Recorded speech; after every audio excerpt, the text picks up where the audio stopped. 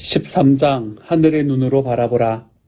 90년 전에 출간된 관상적 믿음에 관한 통찰을 담고 있는 한 소책자에서 브리짓 허먼이라는 유럽의 한 그리스도인은 다음과 같이 썼다.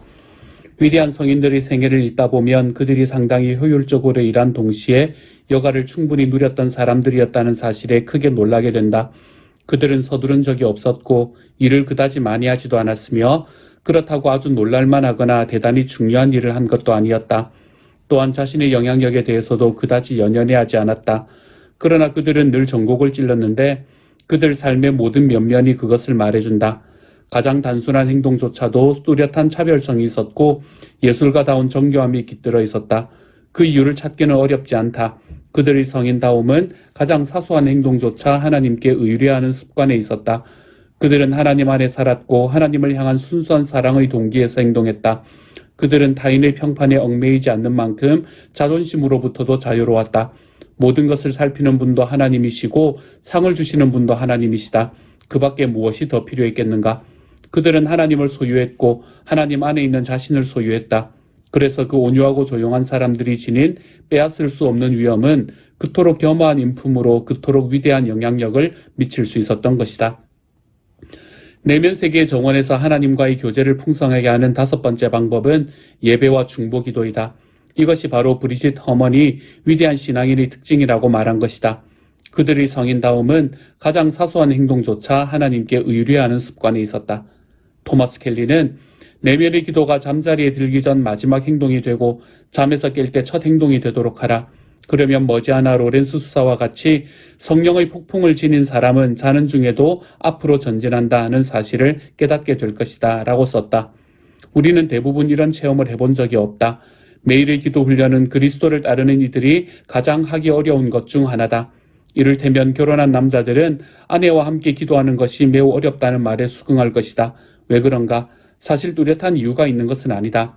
때때로 목사들이 솔직한 자기 모습을 토로하면서 기도 생활을 잘하는 것이 얼마나 어려운지를 말하곤 한다. 아울러 그 이유를 설명하는 것도 어려워한다. 그리스도를 따르는 많은 이들을 신방하면서 느끼는 것은 예배와 중보기도야말로 가장 어려운 영적 싸움이라는 사실이다. 기도가 중요하다는 것을 누구도 부인하지 않지만 자신의 기도 생활이 향상되고 있다고 믿는 사람은 드물다. 그토록 많은 사람의 내면 세계가 무질서한 상태에 있는 주요 원인이 여기에 있다. 우리 대부분이 스탠리 존스처럼 외부의 버팀목은 필요 없다고 자신에게 말하기 힘든 까닭도 바로 여기에 있다. 그렇게 수많은 이들이 기도 문제로 씨름하는 까닭은 무엇인가? 가능한 세 가지 이유를 살펴보도록 하자. 예배와 중보기도가 부자연스러운 행위로 보이기 때문이다. 남자와 여자는 본래 하나님과의 사귐을 갈망하도록 창조되었다. 그러나 죄의 결과 그러한 본래의 갈망이 둔감해져 버렸다. 죄로 인하여 자연스러운 행위가 부자연스러운 행위로 바뀌어버린 것이다. 죄가 인간에게 깊은 영향을 미쳤을 때 본래의 신체적 욕구들은 거의 감퇴되지 않은 반면 영적 차원이 가장 심하게 손상되었다.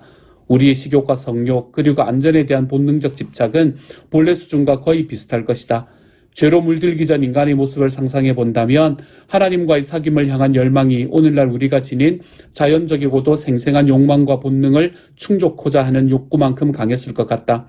그런데 그렇게 강했던 영적 허기가 죄의 권세로 인해 형편없이 무디어져 버렸다.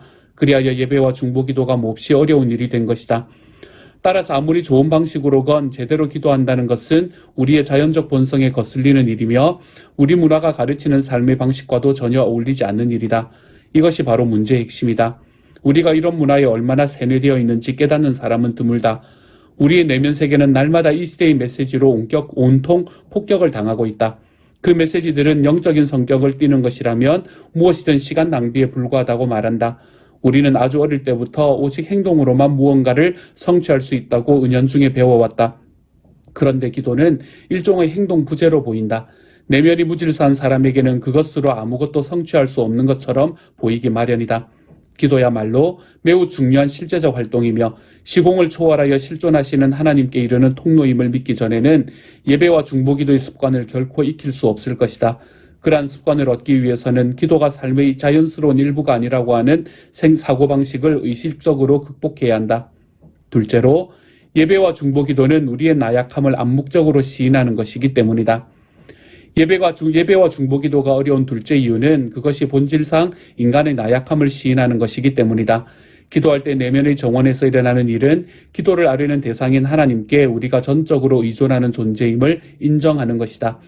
말로는 우리가 약한 존재이고 우리의 내 생명 자체를 하나님께 의존할 수밖에 없는 존재라고 하지만 내면 깊숙한 곳에서는 그 사실을 기꺼이 인정하려 들지 않는다. 즉 우리는 본성적으로 우리의 의존성을 강력하게 부인한다.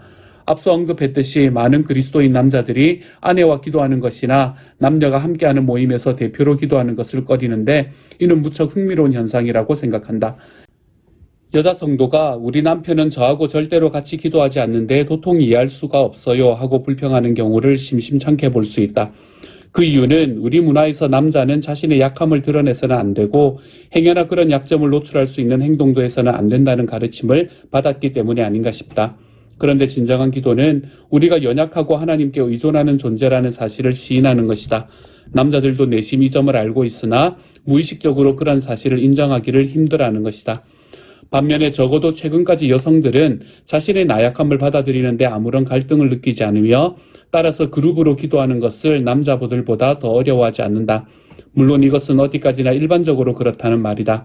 하지만 좀 더 솔직하게 말한다면 기도와 관련하여 남성과 여성을 일반화시킨 이 진술은 꽤 일관성 있는 말이다. 누군가 창조시 의도된 인간이 되기 위해서 하나님과의 관계가 반드시 필요하다는 사실을 받아들일 때 그는 상당한 영적 성장을 이루게 된다. 그 사실을 깨달을 때 놀라운 해방감을 느끼게 된다. 로렌스 수사는 이렇게 썼다. 우리가 가장 필요로 하는 미덕이 무엇인지, 우리가 가장 이기기 힘든 것들은 무엇인지, 우리가 가장 쉽게 짓는 죄가 무엇인지, 어쩔 수 없이 죄를 짓는 경우가 많은 것은 언제인지 등을 주의 깊게 살펴보아야 한다. 우리는 영적 싸움의 순간에 담대한 마음으로 하나님께 나아가야 하고 장엄한 하나님의 임재 앞에 굳게 서서 겸손히 그분을 예배하고 우리의 근심과 연약함을 내려놓아야 한다. 그렇게 할 때 우리에게 없는 그 모든 미덕을 그분 안에서 찾게 될 것이다. 로렌스 수사는 자신의 연약함을 직면하고도 의연할 수 있었는데 이것이 그가 그처럼 살아있는 기도 생활을 할 수 있었던 이유였다. 셋째, 기도가 때때로 실제 결과와 무관한 것처럼 보이기 때문이다. 기도하기 어려운 셋째 이유는 종종 기도가 실제 결과와 무관한 것처럼 보인다는 데 있다. 마치 성경의 가르침을 부인하는 것처럼 오해하지 않도록 내 말을 주의 깊게 들어주기 바란다. 나는 하나님이 기도에 응답하신다고 분명히 믿는다. 그러나 우리는 대부분 그분의 응답이 항상 우리가 바라는 시간에 바라는 대로 이루어지지 않는다는 것을 경험으로 알고 있다. 목사 초년병 시절 나는 개인적인 기도 응답의 문제로 느끼는 혼란을 아내에게 털어놓은 적이 있다. 아내에게 이렇게 물었다. 어떤 주간에는 기도를 별로 하지 못했는데도 주일 설교는 아주 은혜스러웠던 것 같고 반면에 기도로 충분히 준비했다고 생각한 주에는 최악이었던 것 같아요. 당신 생각은 어때요? 기도에 투자하는 시간에 비례해서 하나님이 복을 주시는 것 같지 않은데 도대체 그분이 기대하시는 게 뭘까요? 나도 다른 사람처럼 병고침과 기적과 인도와 도움을 위해 기도하곤 했었다.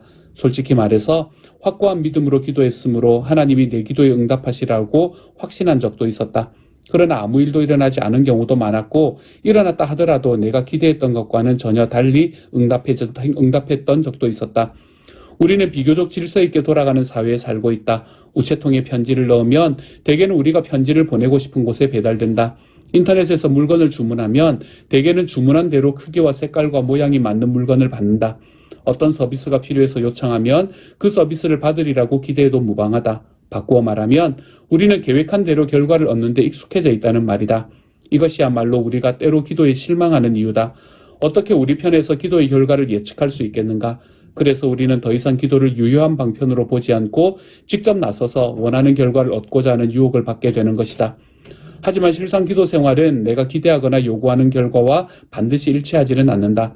많은 경험을 통해 내가 기대한 기도 응답이 오히려 내게 해로울 수도 있다는 것을 알게 되었다. 예배와 중보기도는 나 자신의 목적에 하나님을 맞추려고 구하는 것이라기보다 그분의 목적에 나를 맞추는 일이라는 점을 좀 깨닫기 시작했다. 헨리 나우에는 그것을 다음과 같이 탁월하게 묘사해준다. 기도는 우리의 모든 정신활동에서 하나의 급진적 전환이라 할 수 있다. 기도할 때 우리는 자기 자신과 근심거리, 집착과 자기 만족으로부터 벗어나기 때문이다. 그것은 하나님의 사랑 안에서 모든 것이 새로워질 것이라는 단순한 믿음을 가지고 우리 자신의 것이라고 여겼던 모든 문제를 하나님께 내어 맡기는 행위다. 우리 주님이 십자가에 달리시기 전날 밤 겟세마네 동산에 올라 붙잡히시기 직전에 하신 그 기도는 그분의 뜻이 아버지의 뜻과 일치되는 데 초점이 맞추어져 있었다. 이것이야말로 성숙한 기도다. 많은 경우에 나는 기도의 결과를 염두에 두고 기도하곤 했다. 어떤 사람과 사건에 대해서 기도할 때 내가 그들 혹은 그 사건들을 통제할 수 있으려면 결국 이렇게 되어야 한다는 식으로 내 생각을 하나님 아버지께 강요하곤 했다. 그러나 그렇게 하는 것은 하늘의 시각이 아니라 땅의 시각으로 그 사람과 사건을 보는 것이다. 그것은 마치 무엇이 최선의 결과인지를 하나님보다 내가 더 잘 알고 있다는 듯 기도하는 것이다. 토머스 켈리는 주님, 당신이 저의 뜻이 되기를 바랍니다. 라는 기도야말로 온전한 기도라고 말한다. 아마 우리가 할 수 있는 가장 순수한 기도는 그저 아버지, 하늘의 눈으로 이 땅을 보게 해주십시오. 라는 것이리라. 켈리는 또한 이렇게 썼다. 전적인 순종, 전적인 경청을 추구하는 삶은 놀랄 만큼 완전한 것이다. 그러한 삶은 빛나는 기쁨, 심오한 평화, 뿌리 깊은 겸손, 세상을 뒤흔드는 권능, 모든 것을 감싸는 사랑, 어린아이 같은 단순함을 그 특징으로 한다. 바로 이러한 생각이 나로 하여금 예배와 중보기도의 장애물을 극복할 수 있게 해주었다. 그렇다. 자연인에게는 기도가 무척 부자연스러운 일이다. 그러나 그리스도께서 내 삶에 들어오셨으므로 이전에는 어색했던 것이 이제는 자연스러울 수 있으며 우리는 그런 능력을 달라고 간구할 필요가 있다. 그렇다. 기도란 우리의 약함과 의존성을 드러내는 표현이다. 하지만 그것이 내 진실된 모습이며 그 사실을 포용할 때 나는 더욱 건강한 자아를 갖게 된다. 그리고 기도에 대한 응답이 항상 나의 기대와 일치하는 것이 아닌도 사실이다. 그러나 문제는 우리의 잘못된 기대에 있는 것이지 하나님의 능력이나 세심함의 부족에 있는 것이 아니다. 이제까지 예배와 중보기도의 장애물에 관해 다루었다. 그러면 어떻게 내면의 정원 안에서 예배와 중보기도를 훈련할 수 있겠는가? 1. 하나님을 방문하기. 예배와 중보기도는 세 가지 실질적 측면으로 이루어진다. 시간, 언제 기도할 것인가? 자세, 어떻게 기도할 것인가? 그리고 내용, 하나님과 만나는 동안 무엇을 할 것인가 등이다. 영적 훈련을 하기에 가장 좋은 시간은 사람마다 다를 것이다. 나는 아침에 활동하기를 좋아하는 사람이지만 내 가장 친한 친구는 저녁 시간이 제일 좋다고 한다. 나는 기도로 하루를 시작하지만 그는 기도로 하루를 마무리한다. 누구도 자신의 방식이 더 좋다고 논리적으로 주장할 수 없다. 어디까지나 개인의 생활 리듬 문제이기 때문이다. 바벨론에 살던 다니엘은 아침과 저녁 그리고 낮에도 기도함으로써 그 문제를 해결했다. 나는 아침 시간에 혼자만의 조용한 장소에 들어가자마자 곧바로 예배와 중보기도에 몰입하기란 사실상 불가능하다는 것을 발견했다. 호흡 조절의 원칙을 기억하는가? 수많은 대화와 결정의 주도권을 쥔 채 새롭고 활기찬 마음으로 기도에 몰입하기란 불가능하지는 않다. 하더라도 무척 어려운 일임이 틀림없다. 의미 있는 기도를 하기 위해서는 성찰이 가능한 수준에까지 마음을 가라앉혀야 한다. 그러한 상태에 이르기 위해 종종 책을 읽거나 일기를 쓰면서 시작한다. 이것들은 내가 영적 훈련에 진지하게 임하고 있음을 스스로 확인하는 행위로 기도를 시작할 때 잡념을 줄일 수 있는 방법이다. 기도에 가장 적합한 자세라는 것이 있는가? 아마 없을 것이다. 어떤 이들은 있는 것처럼 말하지만 말이다. 성경 당시의 문화에서는 사람들이 대개 서서 기도했던 것 같다. 그러나 구약에서 기도란 단어는 엎드린다는 뜻으로 아마도 바닥에 몸을 쭉 뻗고 납작하게 엎드린 자세를 가르쳤을 것이다. 우리 시대의 위대한 기도의 사람인 토저는 그의 서재에서 아래 위가 붙은 작업복을 입고 있었다고 그의 친구들이 말해주었다. 기도 시간이 되면 그는 그 옷을 입고 딱딱한 마룻바닥에 납작하게 엎드린다. 작업복을 입는 이유는 물론 옷을 더럽히지 않기 위함이다. 혹시 이런 말을 오해하는 이가 있을지도 모르지만 이슬람 교도들의 기도 자세는 한번 시도해 볼 만하다. 그들은 무릎을 꿇고 이마를 땅에 닿기까지 엎드린다.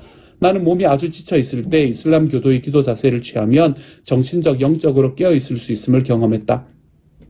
가끔 나는 서재를 왔다 갔다 하면서 기도하기도 한다. 어떤 때는 그냥 앉아서 기도하는 것이 좋다.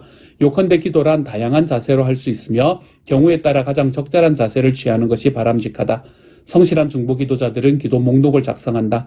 내가 성실한 중보기도자라고 자부하는 것은 아니지만 나 역시 항상 가까이에 기도 목록 카드를 두고 있다. 기도 목록을 보면서 기도할 때 내 주된 관심이 무엇인지를 점검할 수 있다. 그것은 하나님이 주신 사람들, 즉 내가 마음의 부담을 느끼는 자들에 대한 사랑과 관심의 표현으로서 책임감을 갖고 그들을 하나님께 올려드리는 유일한 방법이다. 둘째, 기도의 내용. 무엇을 위하여 기도해야 할까? 20세기 초 구세군의 전도자였던 세뮤엘 로건 브랭글의 기도문 일부를 살펴보기로 하자. 주님, 정신적으로 그리고 영적으로 둔감하고 어리석게 되지 않도록 저를 지키소서.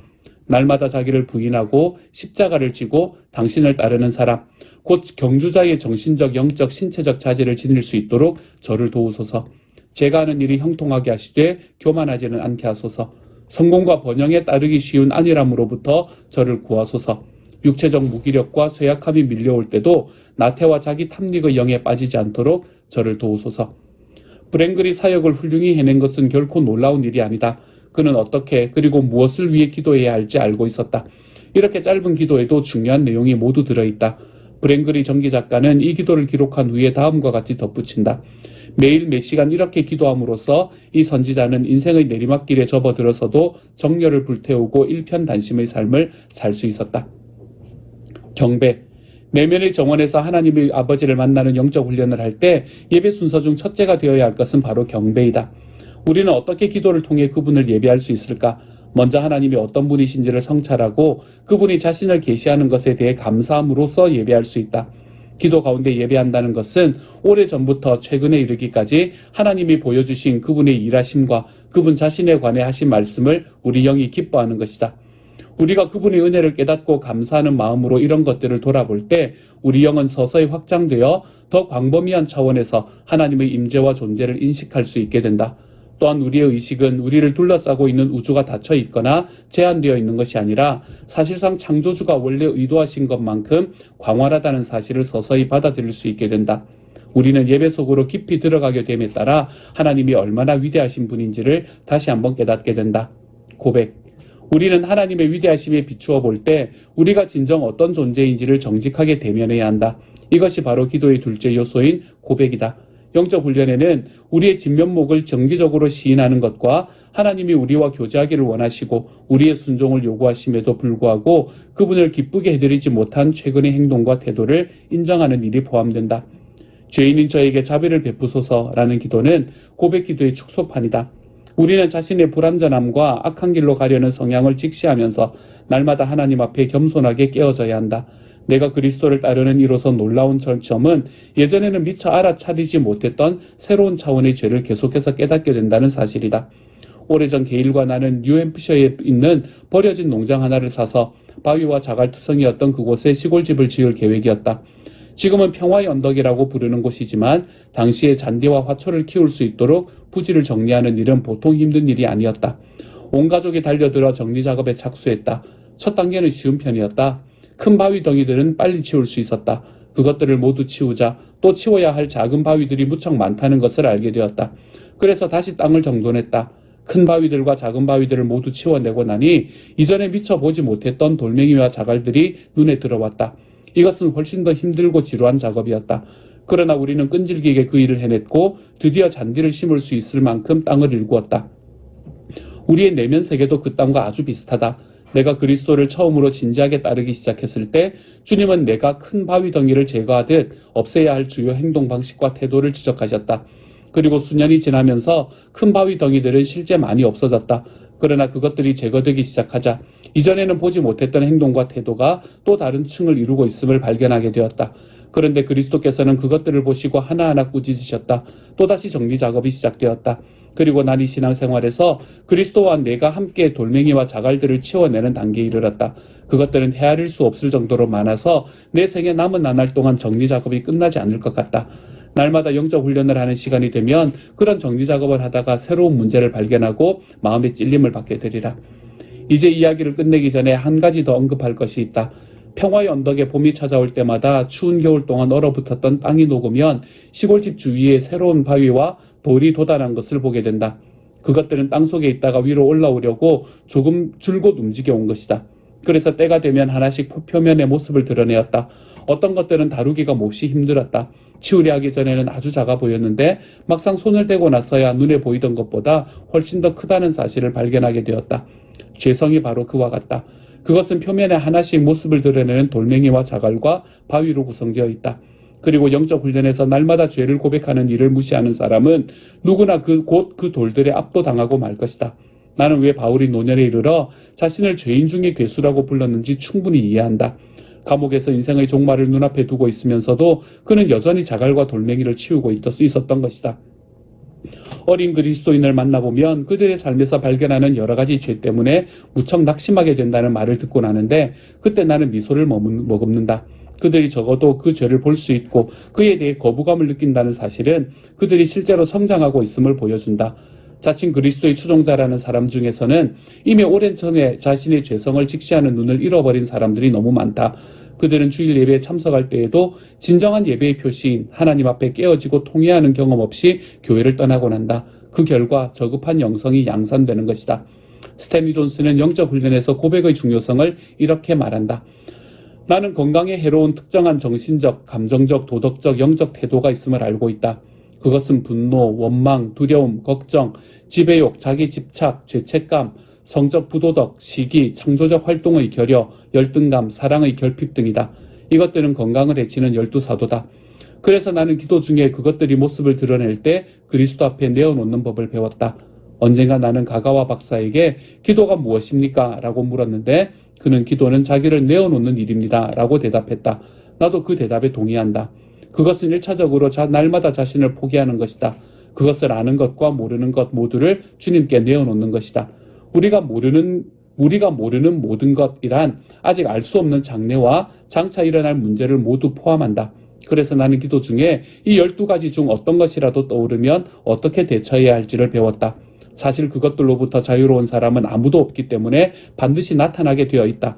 곧 그것과 싸우는 것이 아니라 그것을 예수 그리스도께 내어놓고 주님 이것을 가져가 주소서 하고 말씀드리는 것이다. 중보기도의 사역. 위대한 기도 용사들은 하나님을 온전히 예배한 후에야 중보기도를 시작할 수 있다고 이구동성으로 말한다. 살아계신 하나님과의 만남이 제대로 이루어진 다음에 비로소 우리는 토마스 켈리가 말한 하늘의 눈을 가지고 기도할 준비를 갖추게 되는 것이다. 연로한 구세군 사령관 브랭글은 기도의 사람이었다. 그의 전기 작가는 다음과 같이 쓰고 있다. 그는 기도를 통해 하나님과의 사귐을 배우는 학생이었다. 많이 아플 때를 제외하고는 새벽 4, 5시면 일어나서 아침 식사 전 적어도 1시간을 주님과의 사귐을 위해 보내는 것이 그의 습관이었다. 헤이즈 박사는 그의 책 그리스도의 헌신에서 기도의 사람 로건 브랭글을 위하여라는 헌사를 썼는데 그 중에 이런 내용이 있다. 브랭글이 우리 집에 손님으로 머문 적이 있는데 나는 그가 침대나 의자 위에 성경을 펴놓고 무릎을 꿇은 채 읽고 있는 모습을 자주 보았다. 그는 그런 자세가 방금 읽은 성경을 기도로 옮기는데 도움이 된다고 말했다. 오 주님, 저로 하여금 마땅히 행할 바와 피할 바를 알도록 도우시길 구합니다. 또한 제가 이러한 사람이 되게 해주시고 저러한 실수는 저지르지 않도록 도와주십시오. 라고. 주님을 온전히 예배하고 나면 중보기도를 시작할 수 있다. 중보기도란 다른 사람을 대신해서 드리는 기도를 의미한다. 나는 그것이야말로 그리스도인이 가진 특권이며 그 자체로 가장 위대한 사역이라고 생각한다. 그리고 가장 어려운 사역이기도 하다. 당신은 가장 신실한 중보기도자들이 대개 나이 많은 사람이라는 사실에 주목한 적이 있는가? 왜 그럴까? 한 가지 이유는 그들이 활동을 간소하게 줄여야 했기 때문일 것이다. 그러나 그들은 또한 기도 없이 오랜 시간 일하는 것보다 중보기도가 훨씬 더 효과적인 사역임을 알았다는 점도 유의하라. 물론 여러 시행착오를 통해서 하나님의 능력에 의지하는 것이 가장 믿을만하고 지혜로운 길임을 배웠기 때문이기도 하다. 나는 지난 몇 년 동안 다른 사람들을 섬기는 사역의 일환으로 중보기도를 배우려고 애써왔다. 하지만 진전 속도가 아주 느리다. 어쩌면 그것이 내 내면 세계의 가장 큰 도전거리가 아닌가 싶다. 한 사람의 영적 권위와 책임이 커질수록 중보기도의 능력을 개발하는 일은 더욱더 중요해진다. 그런데 중보기도는 그 자체로 많은 시간을 요하고 훈련을 하기도 결코 쉽지 않다.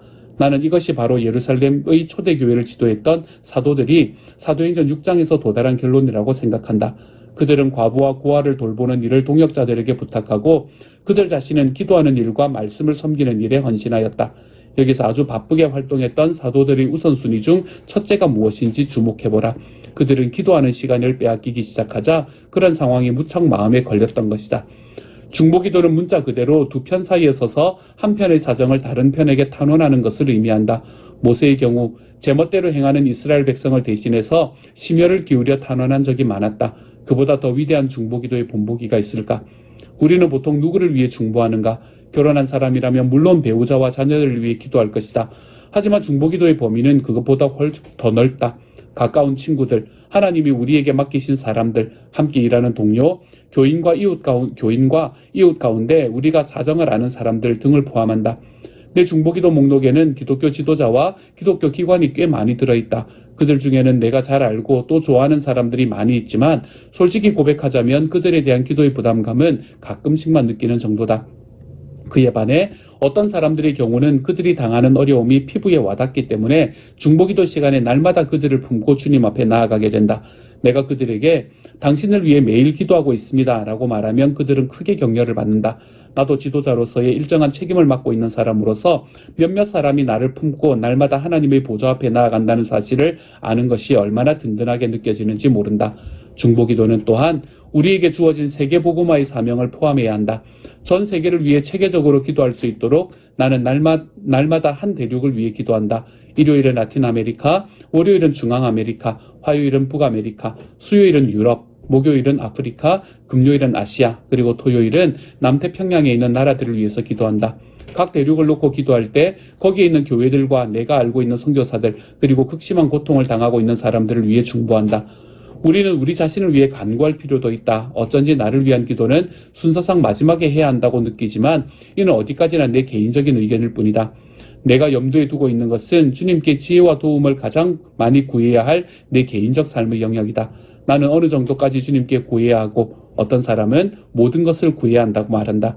어느 정도까지 내가 알아서 하기를 그분이 바라시는지 무척 고민해왔다. 글쎄, 이 문제에 대해 딱 들어맞는 대답을 찾았다고 생각하진 않는다.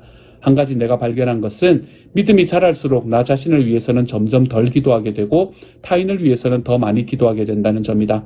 그리고 나를 위한 기도는 주로 다른 이들에게 유익을 끼칠 수 있도록 자원과 능력을 달라고 간구하는 경향이 짙어진다. 우리가 내면 세계의 정원을 가꾸지 않은 채 방치한다면 머지않아 온갖 덤불로 어지럽게 뒤덮여서 내주하시는 주님은 물론이고 우리 자신조차 꺼리는 장소로 전락하고 만다. 너무 오래 무시해버린다면 그곳은 정원이 아니라 쓰레기 하치장처럼 될 것이다. 그렇게 되면 앞으로 나아가는 데 필요한 힘과 방향 감각의 근원을 외부적인 것에서 찾을 수밖에 없게 된다. 그것이 바로 북베트남의 포로 수용소에서 하워드 러틀리지가 심한 고통을 겪었던 이유였다. 그는 하나님의 은혜로 고통을 무사히 견딜 수 있었다고 간증한다. 하지만 영적인 내면 세계를 개발하지 않은 채 방치했을 때 어떤 격심한 시련을 당하게 되는지는 결코 잊을 수 없었을 것이다. 20세기의 저명한 올림픽 육상 챔피언 에딕 리델은 영화 불의 전차의 주인공이다. 그는 제2차 세계대전 중 중국 북부의 수용소에서 이와는 현저하게 다른 경험을 했다. 그의 전기 작가는 리델이 바이젠 수용소에 갇혀 있을 때 얼마나 존경을 받았는지 잘 묘사해준다. 그처럼 혹독한 환경 가운데서도 그가 비범한 지도력과 기쁨, 온전한 인격을 유지할 수 있었던 비결은 무엇일까? 전기 작가는 당시 남편과 함께 수용소에 갇혀 있었던 한 여인의 말을 이용한다. 이들 부부는 리델을 잘 알고 있었다. 무엇이 비결이었을까? 그에게 물어본 적도 있지만 실은 나는 이미 답을 알고 있었다. 왜냐하면 남편이 그와 같은 감방에 있었고 그 비밀도 공유하고 있었기 때문이다. 매일 아침 6시 그는 탈출 기미가 있는지 감시하는 보초병들을 의심할까봐 땅콩 기름 램프의 불빛이 새어나가지 않도록 커튼을 단단히 여미면서 아래측 침대에서 자고 있는 동료를 지나 2층 침대에서 기어내려왔다. 그러고 나서 두 사람은 조그만 중국식 탁자에 성경과 노트를 비출 만큼의 불을 밝히고 가까이 다가가곤 했다. 조용히 그들은 읽고 기도하고 해야 할 일에 대해서 생각했다. 에릭은 기도회나 성례식이 있으면 언제나 참석하려고 했으며 정해진 시간 외에도 늘 기도하는 기도의 사람이었다. 그는 마치 이러한 내적 훈련을 받기 위해 기도 학교에 들어간 사람처럼 자연스럽게 그리고 항상 하나님과 대화했다. 그는 정신적으로 큰 문제가 없어 보였다. 그의 삶은 하나님 안에, 믿음 안에, 그리고 신뢰 안에 깊이 뿌리 내리고 있었다. 내면 세계를 정비하는 일은 리델의 경우처럼 정원을 잘 가꾸는 것이다. 잠언 기자에 따르면 그러한 훈련을 통하여 우리 마음에서는 생명의 힘이 흘러넘치게 된다. 함께 기도합니다. 사랑하는 하나님, 우리가 기도의 훈련을 통해서 주님 우리의 마음속에 생명의 근원이 흘러넘치는 하나님의 사람이 되게 하여 주옵소서. 기도를 하는 영적 훈련을 통해서 우리의 내면 세계가 하나님 앞에 나의 외적인 것에 붙잡고 살아가야만 하는 그러한 삶에서 벗어날 수 있는 하나님의 사람이 되게 하여 주옵소서. 모든 말씀 우리 주님 예수님 이름으로 기도드립니다. 아멘.